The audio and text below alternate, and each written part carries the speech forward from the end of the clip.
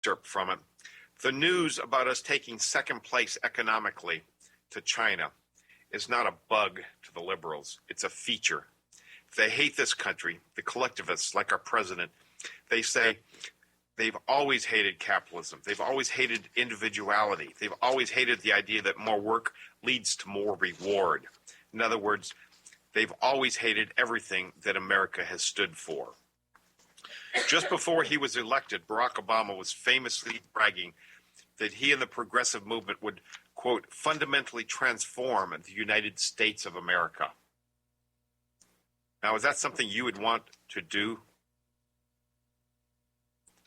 Or is that something you would want to do to one you loved? To transform it fundamentally? Would the first promise you made to a new bride you claimed to love be to change her into something you like? Progressives are happy that we've fallen from first to second place. It reduces global inequality. They'll be happier yet when we fall into third or 10th or 20th, to where our education system did when they got their hands on it. Great video. He puts out a lot of good information. Get over to TomO'Halloran.com and look for We're Number 2. Okay, up next. Now, the ACLU, these dirtbags. It's a night of dirtbags, isn't it? The ACLU is suing the Ferguson School District for having too many doggone white people. Now, the lawsuit more or less states that there are just too many white people, not just on the school board, but in the voting district as well. The Ferguson Florissant School District, located in the greater St. Louis area, uses an at-large system to elect members to its school board. Now, the lawsuit claims that the system dilutes the black vote, causing blacks to be underrepresented. 77% of the district students are black. Okay, that sounds like they should have representation. But only one of the 7 board members is black. Okay, but we're talking about two different things. We're talking about 77% of the students and 1 in 7 board members. Well, the students aren't elected. The board members are. Because as bad as that sounds, while more than 3/4 of the students are black, the area's voting age population is majority white. Now, the ACLU suit contends that the district's at-large voting system drowns out the black vote. Now, the school district is made up of several communities, not just the embattled town of Ferguson. It was created in 1975 by a desegregation order to include diverse communities. And wouldn't you know it, some of those communities just happen to include white folks. Just happen to be there. So the lawsuit isn't about giving blacks equal representation. They've got that. The percentage of blacks that live in the district get to vote, and the percentage of whites get to vote, and they vote, and you get 7-1. But it's about diminishing the white voters' influence, even though there are more white voters. And that's a wrong thing. That is not what's supposed to happen. So the lawsuit, as far as I can tell, is on its face. It's totally bogus. It doesn't matter how many of the students are black and how many are white. What matters is, are the people that are living in the district getting to vote for the school chairs that they want to vote for. Up next, we've got President Obama rewarding Media Matters with a political nomination. Now, Media Matters is an organization, one of hundreds, run by George Soros, the ultra-progressive American hater. He has funded numerous leftist organizations to tilt the electoral balance to the extreme left. And actually, this is a little bit involved. We're going to finish this one up when we come back from our break. Folks, stick with us. We'll be right back. KCAA. Tom O'Halloran, holding the line against tyranny from Washington, D.C. I am America. One voice, united we stand. I am America. One hope to heal our land. There is still work that must be done. I will not rest until we've won. I am America.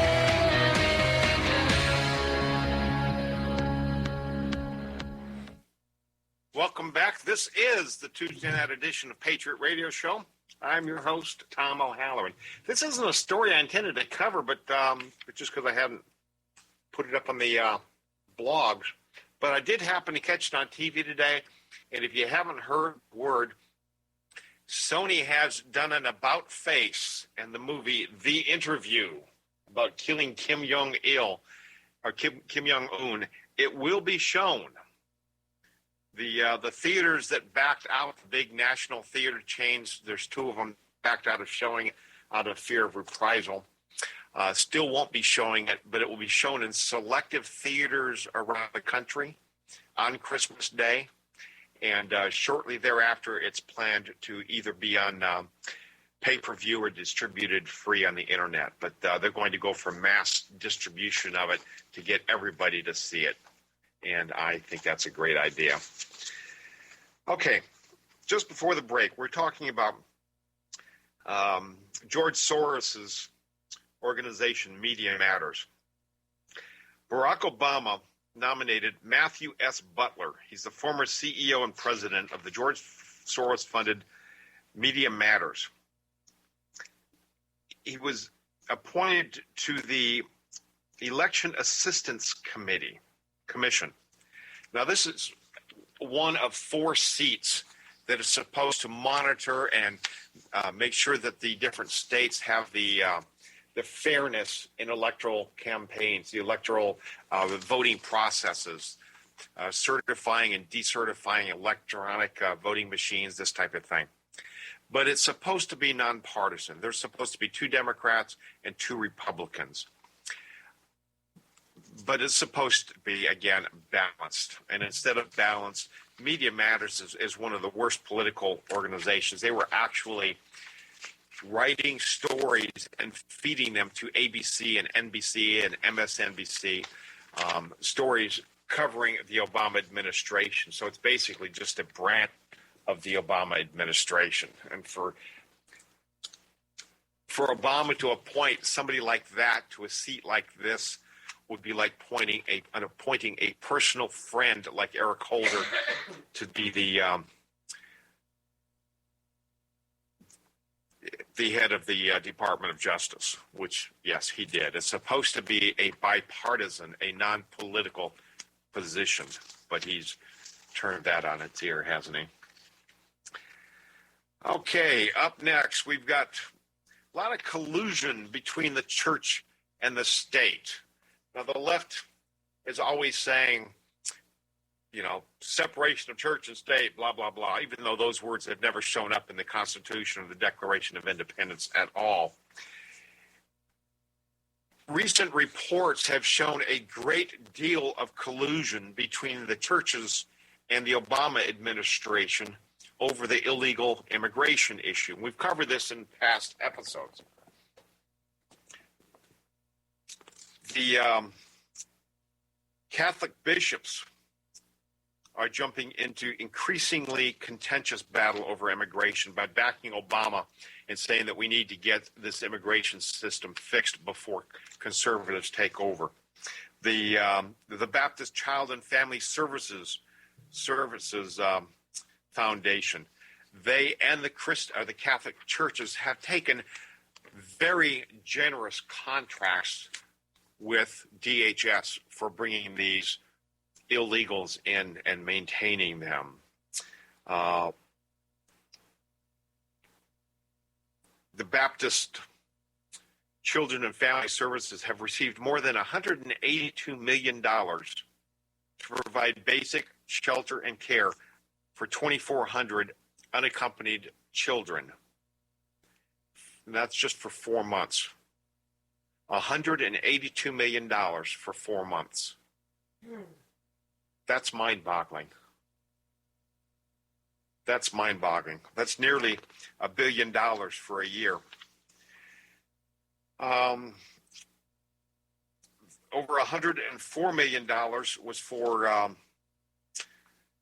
unaccompanied children at Fort Sill, which is basically $21,000 per child per month.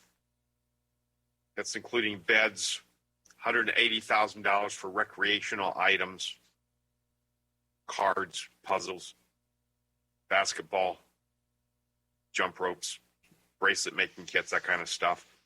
A couple $100,000 for laptops. 30 members of the incident management team. They got $2.6 million. That's about $88,000 a piece. $6 million for hotel accommodations for 882 staff members at $125 a night. This is mind-boggling. This is all taxpayer money being paid not to shelter the million homeless veterans that are running around the country. Over 1 million United States veterans living on the streets. And Obama is spending $182 million for 4 months to house these illegal criminals that have invaded our country. Why should he help veterans? They've only fought and given their all to protect the country. Why would he care about them? The illegals, they're going to hurt America. They're going to hurt America economically. They're going to hurt America in the voting process.